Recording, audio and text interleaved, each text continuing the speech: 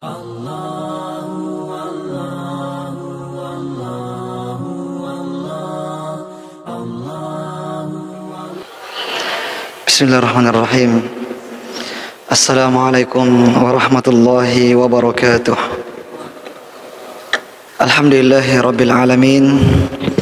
Wassalatu wassalamu ala asyrafil anbiya'i wal mursalin wa ala alihi wa ashabihi wa man tabi'ahum bi ihsanin ila yaumiddin, amma ba'd. Hadirin jamaah salat maghrib yang dirahmati oleh Allah Subhanahu wa taala. Alhamdulillah, kita bersyukur kepada Allah Subhanahu wa taala atas nikmat yang Allah karuniakan kepada kita semua. Begitu pula salam dan salawat kepada Nabi kita Muhammad sallallahu alaihi wasallam. Jamaah salat maghrib yang dirahmati oleh Allah Subhanahu wa taala, insyaallah pada kesempatan malam hari ini kita akan melanjutkan pembahasan kita dari kitab yang berjudul Qisasul Anbiya Al-Qasasul Haqqa. Kisah-kisah para nabi, kisah-kisah yang benar terkait nabi-nabi Allah Subhanahu wa taala, yang dikarang oleh Syekh Syaibatul Hamdi rahimahullahu taala. Dan sebelum kita masuk pada pembahasan kita, pada pertemuan yang lalu ada dua pertanyaan yang belum kita jawab, yaitu yang pertama adalah terkait istri Nabi Ayyub alaihissalam. Apakah ada di antara istri Nabi Ayyub yang meninggalkan Nabi Ayyub alaihissalam ataukah tidak ada? Wallahu alam, kami sudah berusaha untuk mencarinya. Yang kami dapatkan bahwa Nabi Ayyub alaihissalam cuman memiliki satu saja istri yang selalu setia untuk menemani Nabi Ayyub alaihissalam. Ada yang mengatakan namanya adalah Rahmah, dan ada yang mengatakan namanya adalah Laya. Nah, wallahu alam, jika memang ternyata ada riwayat yang lain yang menyebutkan bahwa Nabi Ayyub memiliki istri yang lain selain daripada Rahmah atau Laya itu. Nah, kemudian yang kedua, ini belum kami dapatkan kebenaran kesahihan riwayat yang menyebutkan bahwa syaitan meminta kepada Allah bahwa Nabi Ayyub itu menjadi hamba-hamba Allah yang senantiasa istiqamah dalam beribadah karena belum diuji dengan keburukan. Dan syaitan meminta agar Allah menguji Nabi Ayyub dengan ujian yang berbeda, bukan dengan kenikmatan tapi dengan keburukan. Ini kami juga cari-cari tapi belum dapat riwayat atau kesahihan dalil tersebut, sehingga kami masih mengatakan wallahu alam. Baik. Kita masuk pada pembahasan kita terkait kisah Nabi Yunus alaihissalam. Berkata penulis rahimahullahu taala, natahaddatsu ilaikum fi hadzal fasli an nabiyillahi wa rasulihi Dhinnun Yunus ibn Matta alaihissalam. Jadi nama beliau adalah Yunus bin Matta, atau julukan beliau adalah Dhunnun. An-nun itu artinya al-hut atau ikan paus. Jadi Dhunnun artinya pemilik ikan paus. Ashabul hut, pemilik ikan paus. Disebutkan dengan nama seperti itu karena Nabi Yunus alaihissalam satu-satunya nabi yang ditelan ikan paus dan tinggal beberapa lama di dalam perut ikan paus. Nah, wa qad arsalallahu tabaraka wa ta'ala Yunusa ila ahli Nainawa minal Mausil bil Iraq. Allah mengutus Nabi Yunus ke sebuah negeri yang bernama negeri Nainawa yang berada di Irak, atau disebut dengan nama Mausil atau Mausul.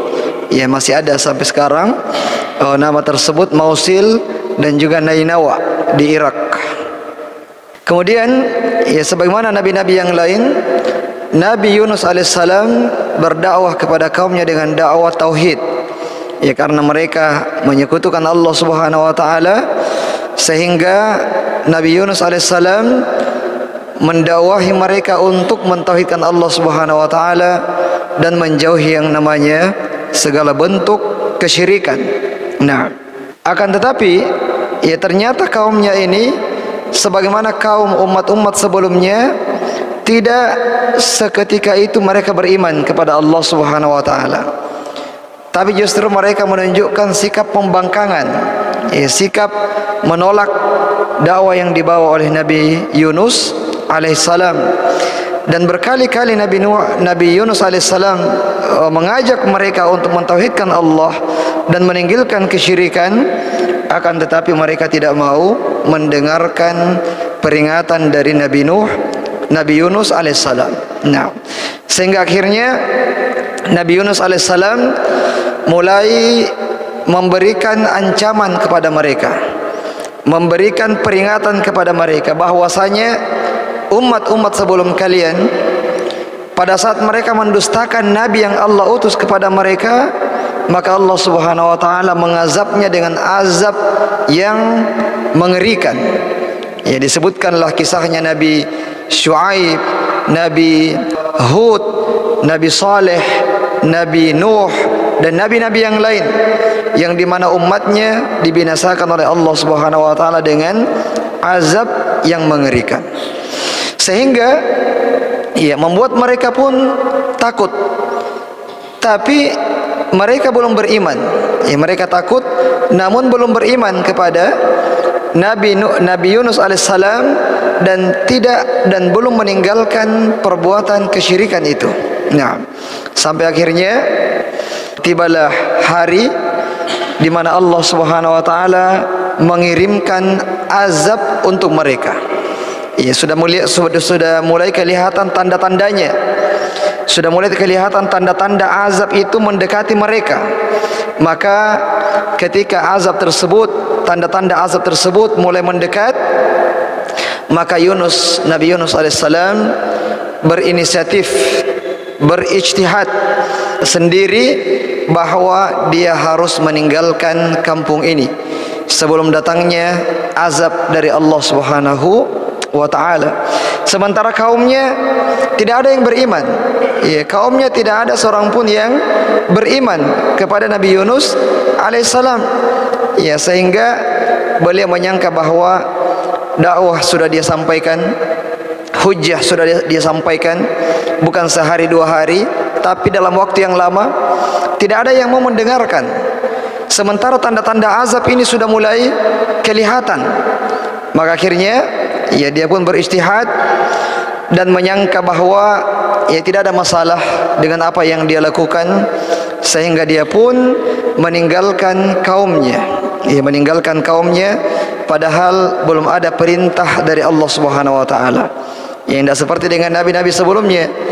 Sebelum mereka meninggalkan kaumnya, itu sudah ada perintah dari Allah. Ya, wahai Lut, tinggalkan kaummu sebelum subuh. Nah, karena azab akan menimpa mereka sementara subuh itu tidak lama lagi. Ya, akhirnya Nabi Lut meninggalkan kaumnya. Begitu pula dengan Nabi Syuaib, nabi-nabi yang lain. Nanti mereka meninggalkan kaumnya pada saat ada izin, ada perintah dari Allah Subhanahu wa taala. Tapi Nabi Yunus ya tidak sabaran. Ya, tidak sabaran. Akhirnya berdasarkan ijtihadnya sendiri, ya dia menganggap ini sudah cukup dakwah bertahun-tahun lamanya. Mereka tidak mau mendengarkan. Sudah ada namanya iqamatul hujjah kepada mereka. Ya, saya sudah menunaikan tanggung jawab saya. Ya, kemudian dia pun meninggalkan kaumnya dan menuju ke arah laut.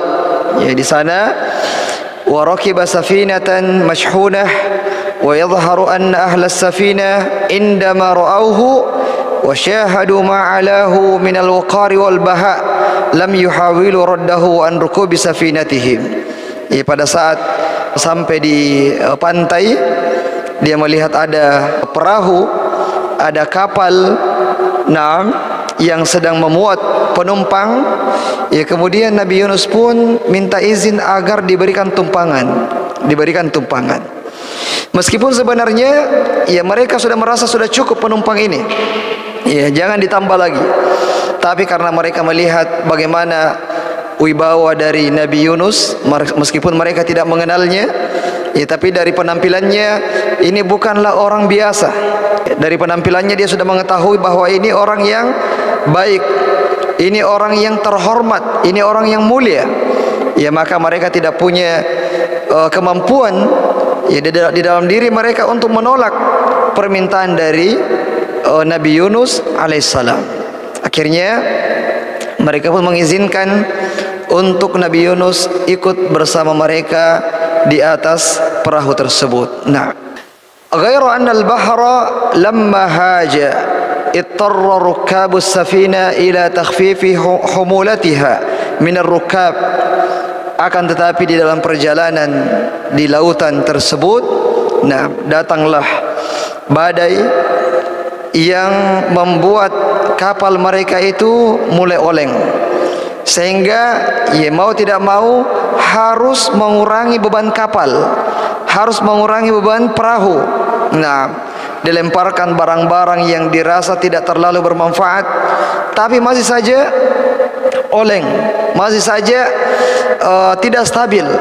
Ya, hingga akhirnya mereka pun bersepakat bahwa harus ada satu yang dikorbankan. Ya, daripada kita semua korban, baiknya ada satu di antara penumpang yang dikorbankan, dilemparkan ke laut untuk mengurangi beban perahu itu. Nah, kemudian dilakukanlah qur'ah, diundi, ya, supaya adil. Akhirnya diundi, kemudian ternyata yang keluar undiannya adalah Nabi Yunus alaihissalam. Ya, mereka lihat, oh, ini tidak layak dilempar ke laut. Ini orang baik, orang mulia, orang yang berwibawa. Diulang lagi. Ternyata yang keluar masih Nabi Yunus alaihissalam. Ya, akhirnya Nabi Yunus menyadari bahwasanya ini merupakan kesalahan yang dia lakukan dan dia harus menanggung akibat dari kesalahan itu. Nah, jangan kemudian mengorbankan orang lain untuk menyelamatkan dirinya, padahal dirinya lah yang bersalah dan yang dihukum oleh Allah Subhanahu wa taala. Akhirnya Nabi Yunus alaihissalam pun ya dilemparkan ke laut. Nah, faulqiya fil bahri wa huwa fi karbihi wa ghammihi wa hammihi alladhi faraqa alaihi qaumuh. Sementara dia merasa sangat bersalah, ya, sangat merasa bersalah kenapa dia meninggalkan kaumnya sebelum ada izin dari Allah Subhanahu wa taala. Nah, fahayya Allahu lahu hutan ay samakatan fabtala'ahu al-hut wa sallallahu tabaraka wa ta'ala Yunus min adal hut falam yukassir lahu azma. Ya, kemudian Allah Subhanahu wa taala mengirimkan kepadanya seekor ikan paus, ya, untuk menelannya, ya, untuk menelan Nabi Yunus alaihissalam. Dan ikan paus ini sama sekali tidak menyakiti Nabi Yunus alaihissalam, tidak mencabik dagingnya, tidak meremukkan tulang-tulangnya, tidak menyakitinya. Nah, ditelan untuk diselamatkan dari laut tersebut, ya, supaya tidak tenggelam. Nah, kemudian wa inna ma sara batnul huti kasijnil muaqqat li Yunus, dan juga sebagai penjara sementara bagi Nabi Yunus alaihissalam. Ya, dia telah meninggalkan kaumnya, dia ingin diberikan pelajaran oleh Allah Subhanahu wa taala, ya, dengan cara ditelan oleh ikan paus tersebut untuk menjadi penjara untuknya sementara waktu. Karena ya tidak bisa kemana-mana, namanya penjara tidak bisa kemana-mana. Nah, dan di dalam perut ikan paus tersebut, nah, dia senantiasa bertasbih, berzikir kepada Allah Subhanahu wa taala, yunadi rabbahu mutawassilan ilaihi bi kalimatit tauhid allati min ajliha khalaqallahu al-insana wal jinna. Senantiasa mengulangi kalimat-kalimat tauhid bertawassul kepada Allah dengan kalimat tauhid. Dan ini ya ada sejak dulu sampai syariat Islam. Kita dibolehkan untuk bertawassul kepada Allah Subhanahu wa taala, meminta pertolongan kepada Allah Subhanahu wa taala dengan nama-namanya, dengan kalimat-kalimat tauhid. Ya, sebagaimana yang diceritakan dalam hadis-hadis ya bolehnya kita bertawassul dengan nama-nama Allah, dengan asma wa sifat. Ya, pada saat kita mau berdoa dianjurkan, disunnahkan untuk mendahului doa kita itu dengan menyebutkan nama-nama Allah yang baik. Ya Rahman, Ya Rahim, Irhamna, Ya Ghaffar, Ya Ghafur, Ya Tawwab, Ighfir lana, Ya Razzaq, Ya Mannan, Ya Karim, Urzuqna. Kita menyebutkan nama-nama Allah Subhanahu wa taala sebagai bentuk tawassul kita kepada Allah agar permintaan kita itu dikabulkan oleh Allah Subhanahu wa taala. Di antara kalimat yang paling sering diucapkan oleh Nabi Yunus alaihissalam adalah kalimat La ilaha illa anta subhanaka inni kuntu minadh dhalimin. Ini kalimat yang sering diucapkan oleh Nabi Yunus alaihissalam. La ilaha illa anta subhanaka inni kuntu minadh dhalimin. Ya, dimulai dengan kalimat tauhid, La ilaha illa anta.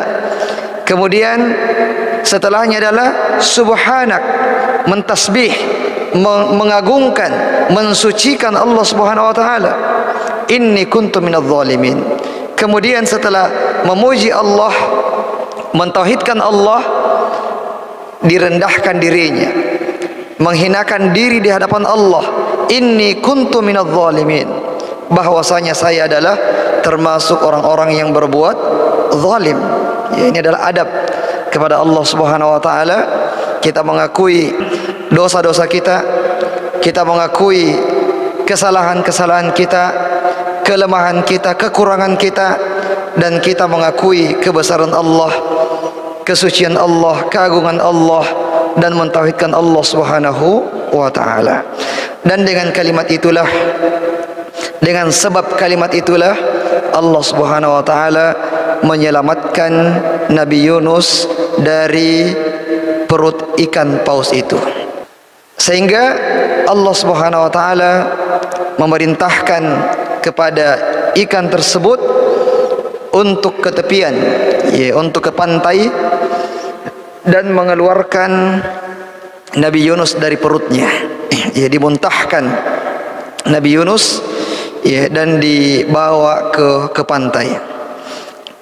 Fastajaballahu lahu wa najjahu minal gham fa asra al-hutu ila syati'il bahri. Allah menyelamatkannya karena tasbihnya, karena zikirnya. Dan ini bukan zikir yang dilakukan pada saat yang terdesak saja, tapi Nabi Yunus alaihissalam adalah orang-orang yang banyak bertasbih kepada Allah, bukan hanya pada kondisi darurat, tapi juga pada kondisi yang lapang, bahagia, diberikan nikmat, termasuk hamba-hamba Allah yang sering berzikir. Adapun orang-orang yang hanya mengingat Allah nanti pada saat kondisi terdesak, pada kondisi sempit, ya maka itu tidak akan sama. Rasulullah mengatakan, ta'arraf ilallahi fir rakhai ya'rifka fi syiddati. Kenalilah Allah pada saat kalian lapang, ingatlah Allah pada saat kalian lapang, maka Allah akan mengingat kalian pada saat kalian sedang dalam kondisi sempit, dalam kondisi sedang ditimpa musibah. Ya, jangan nanti mengingat Allah pada kondisi-kondisi darurat, yaitu orang-orang yang bakhil, orang-orang yang kikir kepada Allah. Nanti dia ingat kepada Allah kalau terdesak. Pada saat diberikan nikmat, dia lupa kepada Allah Subhanahu wa ta'ala. Adapun Nabi Yunus, dia adalah seorang hamba yang banyak berzikir di waktu luangnya dan di waktu sempitnya, sehingga Allah Subhanahu wa ta'ala menyelamatkannya dari musibah yang besar itu. Sampai di ketepian, Nabi Yunus alaihissalam sakit karena kondisi di dalam perut ikan paus itu. ditambah lagi dengan perasaan bersalah yang sangat mendalam karena dia telah meninggalkan kaumnya. Kemudian Allah Subhanahu wa taala, wa ambatallahu taala alaihi syajaratan min yaqatin. Ya, Allah Subhanahu wa taala menumbuhkan syajarah min yaqatin, semacam labu atau labu dengan berbagai jenisnya. Ada labu air, pokoknya labu. Kemudian Nabi Yunus alaihissalam memakan tanaman-tanaman tersebut, memakan labu tersebut. Kemudian Allah Subhanahu wa taala mengembalikan lagi kesehatannya. Ya, setelah dia terdampar di pantai, dia sakit, ya Allah menumbuhkan untuknya buah makanan yang bisa dia makan, dan buah itu adalah buah labu. Dan ini juga ada hadis dari Nabi SAW tentang labu. Jadi di dalam hadis disebutkan bahwa ini hadis riwayat Bukhari dan Muslim dari Anas bin Malik. Dia mengatakan bahwa inna khayyatan da'a Rasulullah SAW li ta'amin sana'ahu, bahwa ada seorang tukang jahit yang mengundang Nabi SAW untuk makan di rumahnya. Kemudian qala Anas, fadhahabtu ma'a Rasulillah SAW fara'aituhu yatatabba'u ad-dubba'a min hawalil qas'ah. Dan Anas bin Malik pun ikut bersama Rasulullah SAW, karena Anas bin Malik ini adalah pelayannya Rasulullah, pembantunya Rasulullah SAW. Dia ikut bersama dengan Rasulullah dalam undangan makan itu, dan dia perhatikan Rasulullah makan dan beliau mencari-cari labu. Dari makanan-makanan itu Rasulullah pilih labunya. Rasulullah pilih labunya untuk dimakan. Kemudian berkata Anas, falam azal uhibbud dubba'a min yaumi idzin.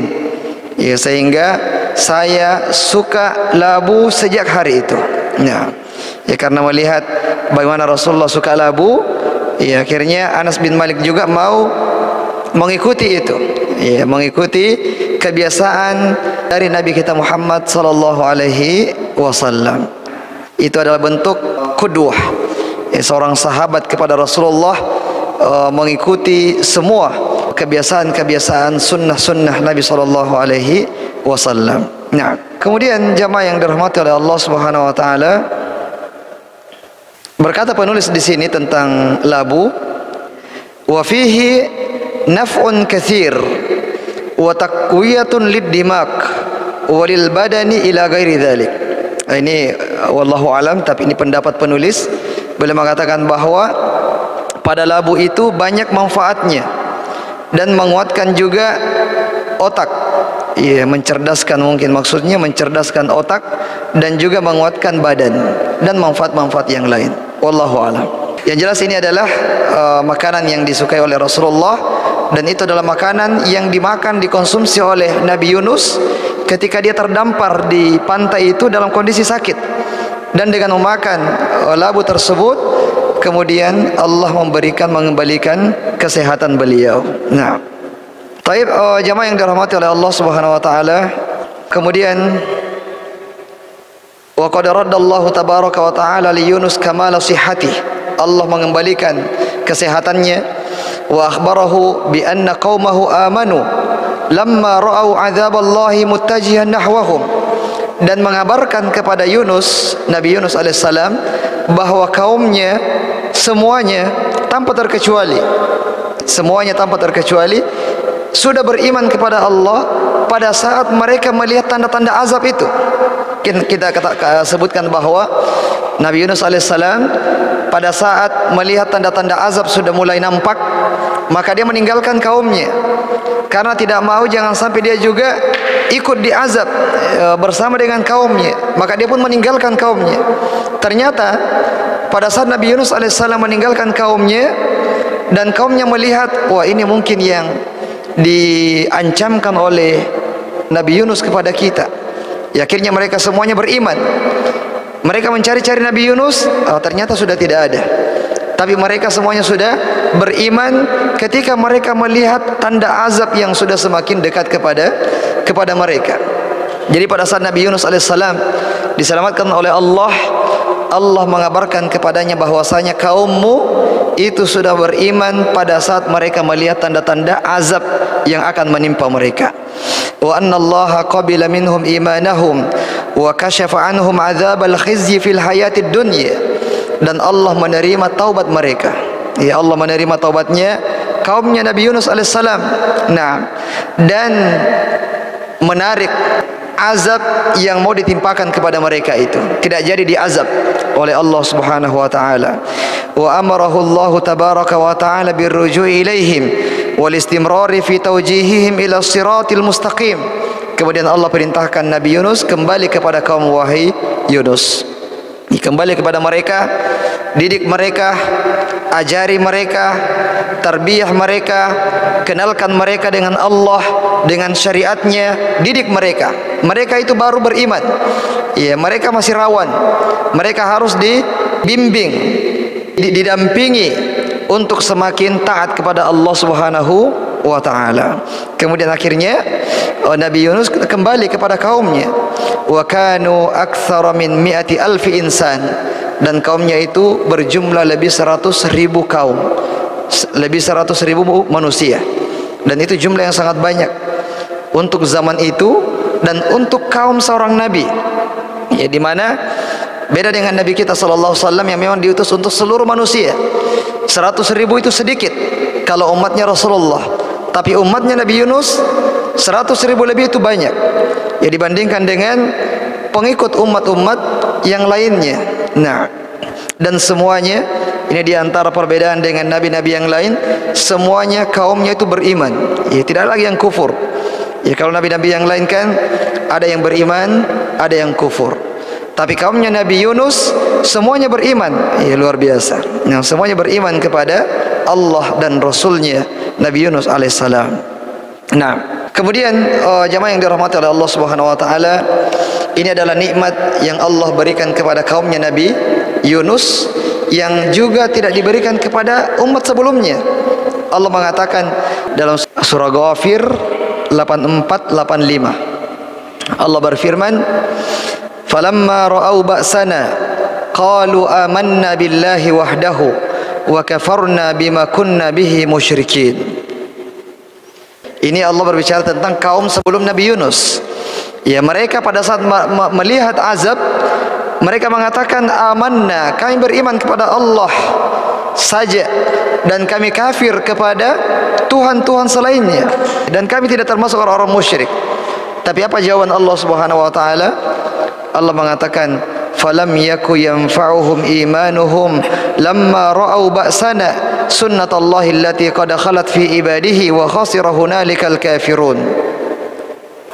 Tayyib.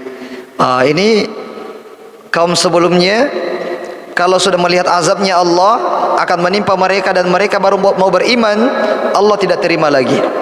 Tidak diterima lagi keimanannya. Itu adalah sunnatullah yang telah terjadi pada hamba-hamba Allah sebelumnya. Tapi bagaimana dengan kaumnya Nabi Yunus?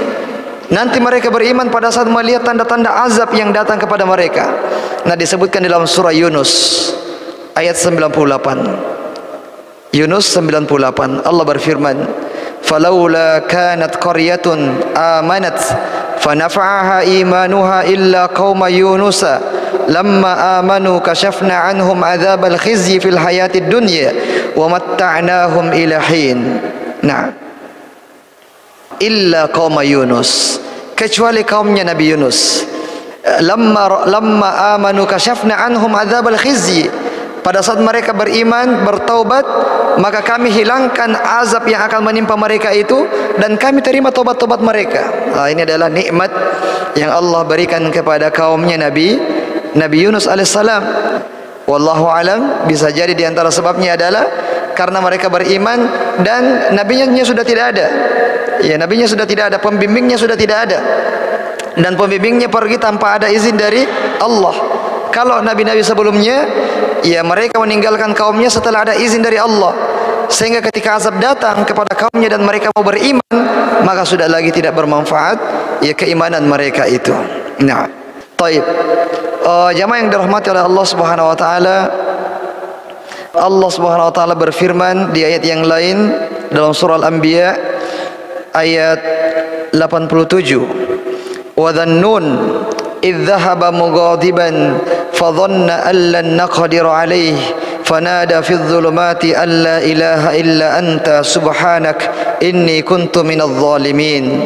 Nah, taib, ya luar biasa. Jadi Allah Subhanahu wa taala menceritakan Nabi Yunus alaihissalam ketika dia meninggalkan kaumnya dalam kondisi marah. Dia marah kepada siapa? Marah kepada kaumnya. Sudah didakwai, sudah diancam, mereka tidak mau mendengar. Ya, mereka tidak mau, mereka ingkar. Ya, dan sudah datang tanda-tanda azab Allah sehingga dia pun meninggalkan kaumnya dalam kondisi marah dan menyangka bahwa Allah tidak akan menghukumnya gara-gara itu. Ya, dia menyangka bahwa Allah tidak akan menghukumnya gara-gara dia meninggalkan kaumnya tanpa izin. Ya, tadi kita sebutkan di awal bahwa ijtihadnya Nabi Yunus alaihissalam, dia menganggap bahwa dia tidak bersalah karena dia sudah menegakkan hujjah kepada kaumnya dan tanda-tanda azab sudah nampak. Tapi ya tentu saja itu kesalahan karena dia adalah seorang nabi, utusan Allah, diutus ke kampung itu untuk berdakwah. Tidak boleh meninggalkan kampung itu sampai ada izin dari Allah Subhanahu wa taala. Manusia saja, ya kalau ada yang ditugaskan oleh bosnya ke suatu tempat, jangan tinggalkan sampai sekian lama. Dia tinggalkan tanpa izin, ya, meninggalkan tugas tanpa izin. Kalau diketahui oleh bosnya, bosnya akan marah. Nah, walillahil mathalul a'la. Nah, Allah murka kepada Nabi Yunus alaihissalam. Tapi apakah itu berarti bahwasanya Allah menghapuskan kenabiannya? Dan apakah memang para nabi itu maksum dari yang namanya kesalahan?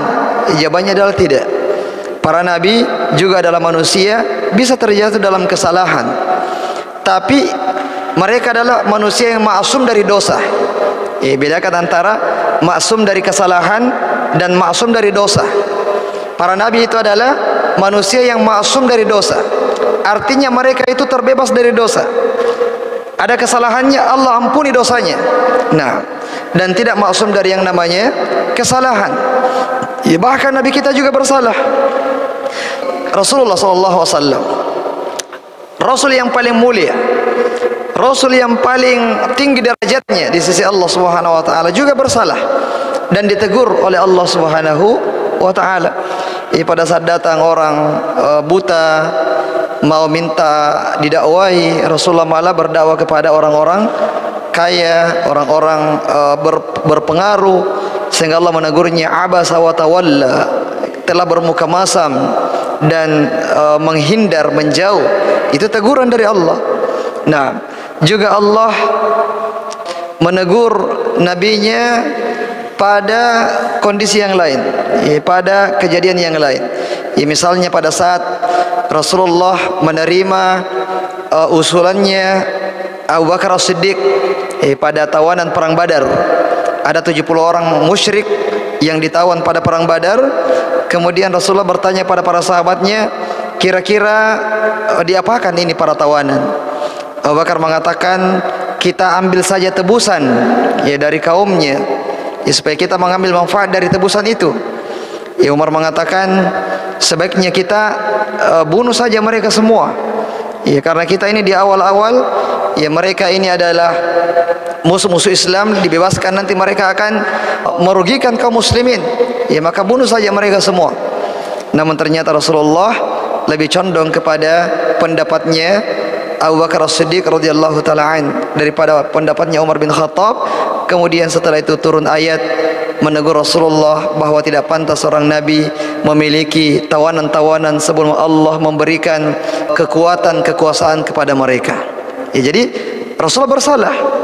Tapi Allah tegur kesalahan itu supaya tidak berlarut dalam kesalahan tersebut dan Allah ampuni dosa-dosanya Nabi SAW. Begitu pula dengan Nabi Yunus, boleh bersalah, meninggalkan kaumnya, ijtihadnya sendiri, kemudian dihukum dengan ditelan ikan paus. Namun karena dia adalah nabi manusia yang sering bertasbih, berzikir, mengingat Allah Subhanahu wa taala, maka diselamatkan kembali oleh Allah Subhanahu wa taala. Dan jangan pernah ya kita menganggap bahwa kita itu bebas dari pantauan Allah Subhanahu wa taala. Semua kita berada di dalam pantauan Allah Subhanahu wa taala, diketahui segala sesuatunya, kecil maupun yang besar. Lalu mungkin kita mengatakan ada orang banyak dosanya, kenapa Allah tidak tegur? Nah, sementara Nabi kesalahannya sedikit langsung ditegur. Orang yang bersalah kemudian langsung ditegur, itu adalah di antara bentuk kecintaan Allah kepada hamba tersebut. Ya, supaya dia kembali. Ketika seseorang bersalah dan langsung mendapatkan teguran, maka teguran itu akan membuat dia berhenti melakukan kesalahan itu. Dan berhentinya dia itu merupakan rahmat dari Allah Subhanahu wa taala kepadanya, dibandingkan dengan orang-orang yang Allah biarkan saja, namanya istidraj. Dia berbuat dosa maksiat bertumpuk-tumpuk, Allah tidak pernah tegur. Allah biarkan saja, bahkan mungkin nikmatnya bertambah, nikmat dunianya bertambah. Itu adalah istidraj. Ya, ditangguhkan, bertambah-tambah dosanya, bertumpuk-tumpuk dosanya, nanti sekalian azabnya di neraka. Nauzubillahi min dzalik.